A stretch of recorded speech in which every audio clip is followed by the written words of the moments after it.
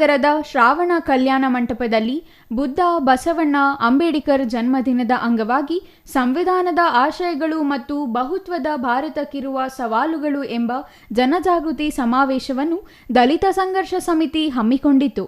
ಈ ಕಾರ್ಯಕ್ರಮಕ್ಕೆ ಚಾಲನೆ ನೀಡಿ ಮಾತನಾಡಿದ ಸಾಹಿತಿ ಡಾಕ್ಟರ್ ಬಂಜಗೆರೆ ಜಯಪ್ರಕಾಶ್ ಅವರು, ಬೌದ್ಧ ಧರ್ಮದ ಪರಿಕಲ್ಪನೆಗಳನ್ನು ಸಮಾಜಕ್ಕೆ ತಿಳಿಸುವ ಕೆಲಸವನ್ನು ಯುವಕರು ಮಾಡಬೇಕಾಗಿದೆ. ಬುದ್ಧನ ಪ್ರಜ್ಞಾ, ಕರುಣ, ಮೈತ್ರಿಯನ್ನು ಯುವ ಜನತೆಗೆ ತಿಳಿಸಬೇಕು. ರಾಜಕೀಯ ಸ್ವತಂತ್ರ ಮಾತ್ರವಲ್ಲದೆ ಪ್ರತಿಯೊಬ್ಬರಿಗೂ ಸಾಮಾಜಿಕ ಸ್ವತಂತ್ರ ಅಗತ್ಯವಾಗಿದೆ ಎಂದರು. ಶಿಕ್ಷಣ, ಉದ್ಯೋಗ, ಸ್ನೇಹ, ಪ್ರೀತಿಯ ಸ್ವತಂತ್ರ, ಎಲ್ಲರಿಗೂ ಸಮಾನತೆಯ ಸ್ವತಂತ್ರ ಸಿಗಬೇಕು. ಸಮಾನತೆ ಹುಟ್ಟಿದರೆ ಭ್ರಾತೃತ್ವ ಬೆಳೆಯುತ್ತದೆ.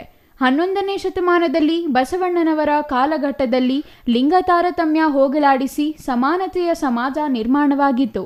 ಜಾತ್ಯತೀತ ಎನ್ನುವುದು ಎಲ್ಲ ಸಮುದಾಯವನ್ನು ಒಳಗೊಳ್ಳುತ್ತದೆ, ಎಲ್ಲರ ಏಳಿಗೆಗೆ ಸಹಕಾರಿಯಾಗುತ್ತದೆ. ಇದರ ವಿರುದ್ಧ RSS ಇದೆ. ಒಂದೇ ಧರ್ಮ ರಾಷ್ಟ್ರ ಧರ್ಮವಾಗುತ್ತದೆ ಎಂದು ಹೇಳುತ್ತಿದ್ದಾರೆ. ಹಿಂದೂ ರಾಷ್ಟ್ರ ಮಾಡುವ ಹುನ್ನಾರ ನಡೆಸಲಾಗುತ್ತಿದೆ. ಧರ್ಮದ ಪ್ರತಿಪಾದನೆಯಲ್ಲಿ ಮೇಲು ಕೀಳು, ಆಹಾರ ಸೇವನೆಯಲ್ಲೂ ಹಕ್ಕನ್ನು ಕಿತ್ತುಕೊಳ್ಳುವ ಪರಿಸ್ಥಿತಿ ನಿರ್ಮಾಣವಾಗಿದೆ ಎಂದರು. Kumar, CTV news, Nanjangud.